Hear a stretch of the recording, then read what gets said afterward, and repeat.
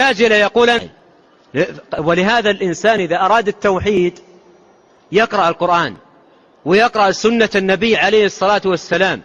أما من أرخى بسمعه إلى أئمة الباطل وأهل الدجل وأهل الضلال وأكلت أموال الناس بالباطل، فهناك تضيع العقيدة وينهدم التوحيد ويخرب الإيمان وينحدر الإنسان أشد الانحدار. فهذه عظة وعبرة، وإني أحمد الله حمدا كثيرا طيبا مباركا فيه كما يحب ربي ويرضى،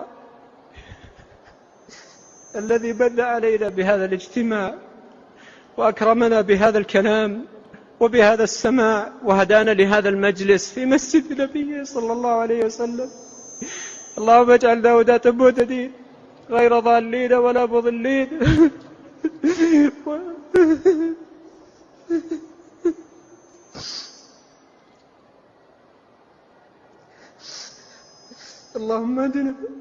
اللهم اهدنا فيمن هديت.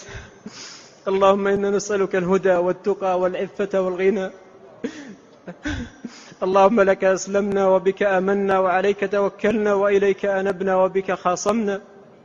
نعوذ بعزتك لا إله إلا أنت أن تضلنا، فأنت الحي الذي لا يموت والجن والإنس يموتون.